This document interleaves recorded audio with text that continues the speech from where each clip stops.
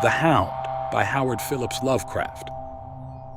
In my tortured ears there sounds unceasingly a nightmare whirring and flapping, and a faint, distant baying as of some gigantic hound. It is not dream.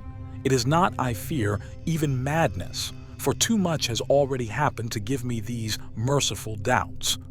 St. John is a mangled corpse. I alone know why, and such is my knowledge that I am about to blow out my brains for fear I shall be mangled in the same way. Down unlit and illimitable corridors of eldritch fantasy sweeps the black, shapeless nemesis that drives me to self-annihilation. May heaven forgive the folly and morbidity which led us both to so monstrous a fate, wearied with the commonplaces of a prosaic world, where even the joys of romance and adventure soon grow stale. St. John and I had followed enthusiastically every aesthetic and intellectual movement which promised respite from our devastating ennui. The enigmas of the symbolists and the ecstasies of the pre-Raphaelites all were ours in their time, but each new mood was drained too soon of its diverting novelty and appeal. Only the somber philosophy of the decadence could hold us, and this we found potent only by increasing gradually the depth and diabolism of our penetrations. Baudelaire and Huysmans were soon exhausted of thrills, till finally there remained for us only the more direct stimuli of unnatural personal experiences and adventures. It was this frightful emotional need which led us eventually to that detestable course which, even in my present fear, I mention with shame and timidity. That hideous extremity of human outrage, the abhorred practice of grave robbing. I cannot reveal the details of our shocking expeditions, or catalog even partly the worst of the trophies adorning the nameless museum we prepared in the great stone house where we jointly dwelt, alone and servantless. Our museum was a blasphemous, unthinkable place, where with the satanic taste of neurotic virtuosi, we had assembled a universe of terror and decay to excite our jaded sensibilities. It was a secret room, far, far underground, where huge winged demons carven of basalt and onyx vomited from wide grinning mouths. Weird green and orange light and hidden pneumatic pipes ruffled into kaleidoscopic dances of death. The lines of red charnel things, hand in hand, woven in voluminous black hangings. Through these pipes came at will the odors our moods most craved. Sometimes the scent of pale funeral lilies, sometimes the narcotic incense of imagined Eastern shrines of the kingly dead, and sometimes, how I shudder to recall it, the frightful, soul-upheaving stenches of the uncovered grave. Around the walls of this repellent chamber were cases of antique mummies alternating with comely, lifelike bodies perfectly stuffed and cured by the taxidermist's art, and with headstones snatched from the oldest churchyards of the world. Niches here and there contained skulls of all shapes and heads preserved in various stages of dissolution. There one might find the rotting, bald pates of famous noblemen and the fresh and radiantly golden heads of new-buried children. Statues and paintings there were, all of fiendish subjects and some executed by St. John and myself. A locked portfolio bound in tanned human skin held certain unknown and unnameable drawings which it was rumored Goya had perpetrated but dared not acknowledge. There were nauseous musical instruments, stringed brass and woodwind, on which St. John and I sometimes produced dissonances of exquisite morbidity and cacodemoniacal ghastliness, whilst in a multitude of inlaid ebony cabinets reposed the most incredible and unimaginable variety of tomb loot ever assembled by human madness and perversity. It is of this loot in particular that I must not speak. Thank God I had the courage to destroy it long before I thought of destroying myself. The predatory excursions on which we collected our unmentionable treasures were always artistically memorable events. We were no vulgar ghouls, but worked only under certain conditions of mood, landscape, environment, weather, season, and moonlight. These pastimes were to us the most exquisite form of aesthetic expression, and we gave their details a fastidious technical care. An inappropriate hour, a jarring lighting effect, or a clumsy manipulation of the damp sod would almost totally destroy for us that ecstatic titillation which followed the exhumation of some ominous, grinning secret of the earth. Our quest for novel scenes and piquant conditions was feverish and insatiate. St. John was always the leader, and it was who led the way at last to that mocking, that accursed spot which brought us our hideous and inevitable doom. By what malign fatality were we lured to that terrible Holland churchyard? I think it was the dark rumor and legendary, the tales of one buried for 5 centuries, who had himself been a ghoul in his time and had stolen a potent thing from a mighty sepulchre. I can recall the scene in these final moments. The pale autumnal moon over the graves, casting long, horrible shadows. The grotesque trees, drooping sullenly to meet the neglected grass and the crumbling slabs. The vast legions of strangely colossal bats that flew against the moon. The antique ivied church pointing a huge spectral finger at the livid sky. The phosphorescent insects that danced like death fires under the yews in a distant corner. The odors of mold, vegetation, and less explicable things that mingled feebly with the night wind from over far swamps and seas. And worst of all, the faint, deep-toned baying of some gigantic hound which we could neither see nor definitely place. As we heard this suggestion of baying, we shuddered, remembering the tales of the peasantry. For he whom we sought had centuries before been found in this self-same spot, torn and mangled by the claws and teeth of some unspeakable beast. I remembered how we delved in this ghoul's grave with our spades, and how we thrilled at the picture of ourselves, the grave, the pale watching moon, the horrible shadows, the grotesque trees, the titanic bats, the antique church, the dancing death fires, the sickening odors, the gently moaning night wind, and the strange, half-heard, directionless baying of whose objective existence we could scarcely be sure. Then we struck a substance harder than the damp mold, and beheld a rotting oblong box crusted with mineral deposits from the long, undisturbed ground. It was incredibly tough and thick, but so old that we finally pried it open and feasted our eyes on what it held. Much, amazingly much, was left of the object despite the lapse of 500 years. The skeleton, though crushed in places by the jaws of the thing that had killed it, held together with surprising firmness, and we gloated over the clean white skull and its long, firm teeth and its eyeless sockets that once had glowed with a charnel fever like our own. In the coffin lay an amulet of curious and exotic design, which had apparently been worn around the sleeper's neck. It was the oddly conventionalized figure of a crouching winged hound, or sphinx with a semi-canine face, and was exquisitely carved in antique oriental fashion from a small piece of green jade.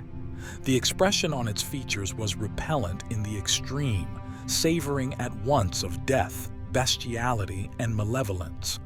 Around the base was an inscription in characters which neither St. John nor I could identify, and on the bottom, like a maker's seal, was graven a grotesque and formidable skull. Immediately upon beholding this amulet, we knew that we must possess it, that this treasure alone was our logical pelf from the centuried grave. Even had its outlines been unfamiliar, we would have desired it. But as we looked more closely, we saw that it was not wholly unfamiliar. Alien it indeed was to all art and literature which sane and balanced readers know. But we recognized it as the thing hinted of in the forbidden Necronomicon of the mad Arab Abdul al-Hazred, the ghastly soul symbol of the corpse-eating cult of inaccessible Leng in Central Asia. All too well did we trace the sinister lineaments described by the old Arab demonologist. Lineaments, he wrote, drawn from some obscure supernatural manifestation of the souls of those who vexed and gnawed at the dead. Seizing the green jade object, we gave a last glance at the bleached and cavern-eyed face of its owner and closed up the grave as we found it. As we hastened from that abhorrent spot, the stolen amulet in St. John's pocket, we thought we saw the bats descend in a body to the earth we had so lately rifled, as if seeking for some cursed and unholy nourishment. But the autumn moon shone weak and pale, and we could not be sure. So too, as we sailed the next day away from Holland to our home, we thought we heard the faint, distant baying of some gigantic hound in the background. But the autumn wind moaned sad and wan, and we could not be sure. Less than a week after our return to England, strange things began to happen. We lived as recluses, devoid of friends, alone and without servants in a few rooms of an ancient manor house on a bleak and unfrequented moor, so that our doors were seldom disturbed by the knock of the visitor. Now, however, we were troubled by what seemed to be frequent fumblings in the night, not only around the doors but around the windows also, upper as well as lower. Once we fancied that a large, opaque body darkened the library window when the moon was shining against it, and another time we thought we heard a whirring or flapping sound not far off.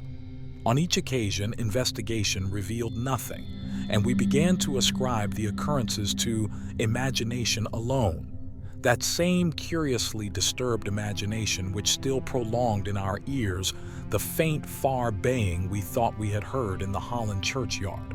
The jade amulet now reposed in a niche in our museum, and sometimes we burned strangely scented candles before it. We read much in Alhazred's Necronomicon about its properties, and about the relation of ghouls' souls to the objects it symbolized, and were disturbed by what we read. Then terror came. On the night of September 24th, I heard a knock at my chamber door. Fancying it St. John's S, I bade the knocker enter, but was answered only by a shrill laugh. There was no one in the corridor. When I aroused St. John from his sleep, he professed entire ignorance of the event and became as worried as I. It was that night that the faint, distant baying over the moor became to us a certain and dreaded reality. 4 days later, whilst we were both in the hidden museum, there came a low, cautious scratching at the single door which led to the secret library staircase. Our alarm was now divided, for besides our fear of the unknown, we had always entertained a dread that our grisly collection might be discovered. Extinguishing all lights, we proceeded to the door and threw it suddenly open, whereupon we felt an unaccountable rush of air, and heard as if receding far away a queer combination of rustling, tittering, and articulate chatter. Whether we were mad, dreaming, or in our senses, we did not try to determine. We only realized with the blackest of apprehensions that the apparently disembodied chatter was beyond a doubt in the Dutch language.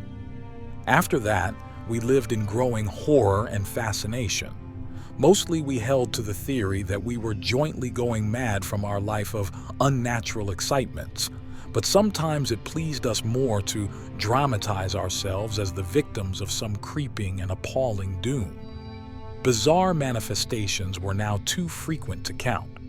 Our lonely house was seemingly alive with the presence of some malign being whose nature we could not guess, and every night that demoniac baying rolled over the windswept moor, always louder and louder.